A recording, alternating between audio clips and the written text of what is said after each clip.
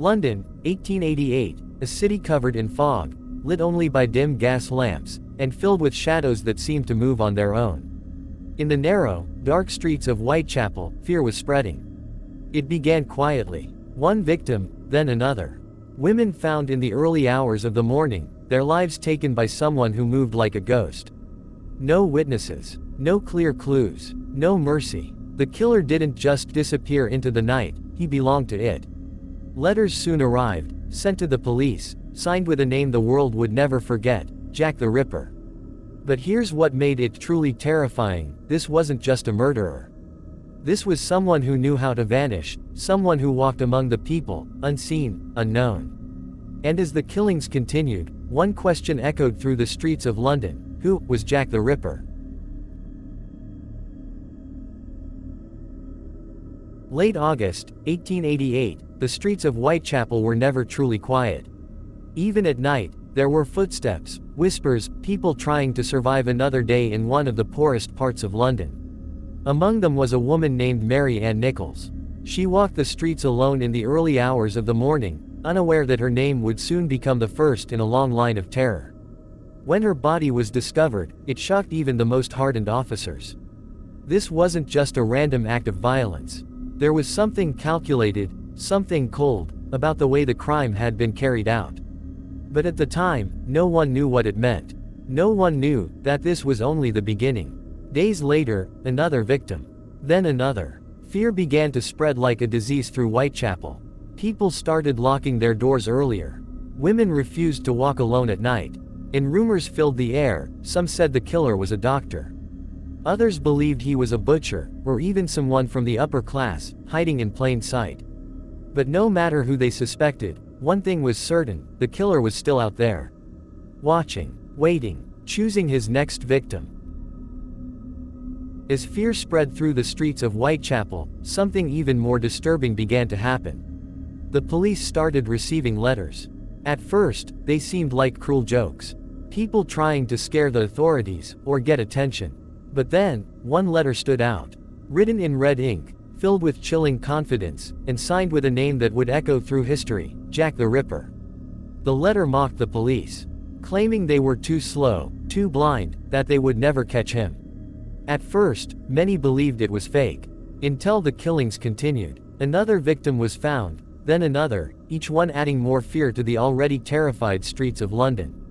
Then came the most disturbing message of all. A package, sent to the authorities. Inside, was half of a human organ. With a note, written as if it came from the killer himself. Suddenly, this was no longer just a series of murders. It was a game where the killer controlled everything. He chose when to strike. He chose who would die. And now, he was toying with the entire city. The newspapers exploded with headlines. People whispered his name in fear.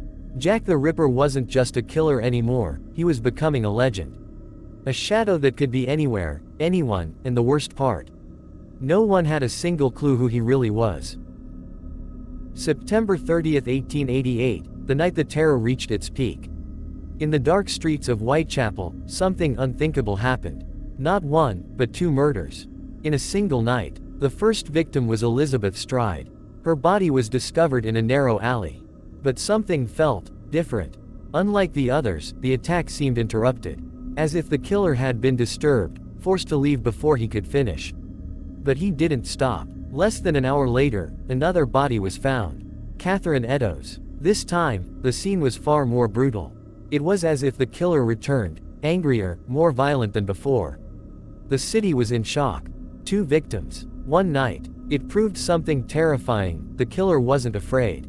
He was evolving, growing bolder with every attack. Police flooded the streets. Searches intensified. Suspects were questioned. But it didn't matter. Because the killer was always one step ahead. Watching the chaos unfold, disappearing into the fog of London like he never existed at all. That night would become known as the double event.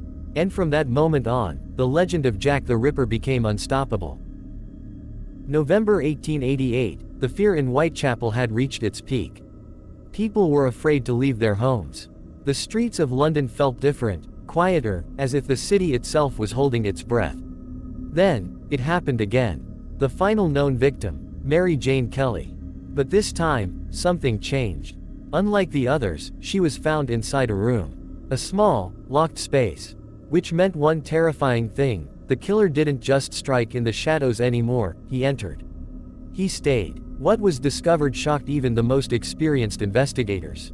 This wasn't just another attack. It was the worst one. The brutality, the precision, the time it must have taken, it showed something disturbing. The killer was no longer rushing.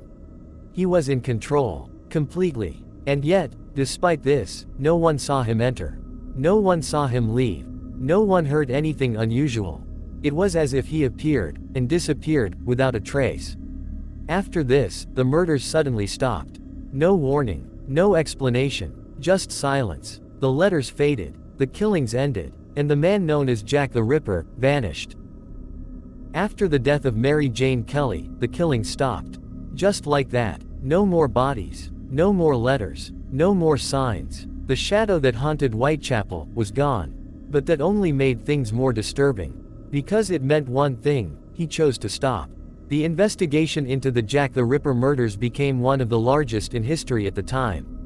Hundreds of suspects, doctors, butchers, even members of the royal family were rumored. But none were proven. No arrests, no answers, just theories. Some believed the killer had medical knowledge. Others thought he was a local, someone who knew the streets better than anyone.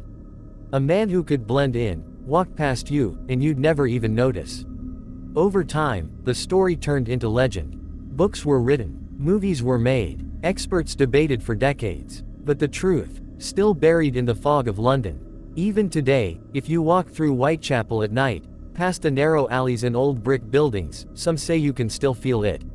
That same unease, that same silence, as if someone is watching, from the shadows. One killer, 5 victims, 0 answers, and a name the world will never forget: Jack the Ripper.